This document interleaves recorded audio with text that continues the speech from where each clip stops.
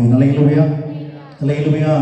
அப்ப இயேசு கிறிஸ்துவுக்கு நல்லா தெரியும் தன் சிநேகிதன் என்ன செய்ய போறான், மரித்து போக போகிறான். தன் சிநேகிதனுடைய வியாதி மரணத்துக்கு ஏதுவா இருக்கிறது. ஆனாலும் சீசரிடத்துல சொல்லும்போது சொன்னாரு, இந்த வியாதி மரணத்துக்கு ஏதுவானதல்ல, தேவ மகிமை வெளிப்படக்கூடியது. ஆமென். அல்லேலூயா, அல்லேலூயா. அவர் பெரிய காரியத்தை கர்த்தர் உங்களுக்கு ஏற்கனவே அற்புதமாய் செய்திருக்கலாம். ஒரு சின்ன சின்ன காரியத்தில் உங்களுக்கு உதவி இல்லாம போயிருக்கலாம். அந்த நேரம் நீங்கள் சிந்திக்க வேண்டிய ஒன்னே ஒண்ணுதான், கர்த்தர் ஏதோ ஒரு சித்தத்தை வைத்திருக்கிறார். ஆமென். அல்லேலூயா. இவ்வளவு பெரிய அற்புதத்தை எனக்காக செய்தவர் இந்த சின்ன காரியத்தை செய்ய முடியாதா?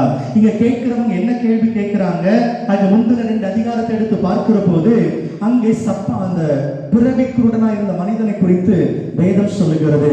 அவனுக்கு ஏசப்பா சுகத்தை கொடுக்கிறார். அவருடைய கண்களில் உமிழ்நீரினால சேறு உண்டாக்கி அவருடைய முகத்துல பூசி நீ சீலவா குளத்துல போய் கழுவுன்னு சொல்லுகிறாரு. அவன் கழுவின போது பார்வை அடைந்தான். இது ஜனங்கள் கேட்டு ஆச்சரியப்படுகிறாங்க. அதான் கேட்கிறாங்க, குருடனுடைய கண்களை திறக்க தெரிந்த இவருக்கு லாசருவை ஏன் விடுதலை ஆக்கவில்லை?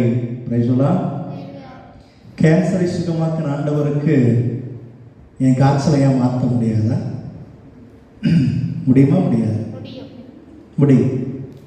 கிட்னி ஃபெயிலியரை சரி பண்ணின ஆண்டவருக்கு இருதய பலவீனத்தை மாற்ற முடியுமா? முடியும்.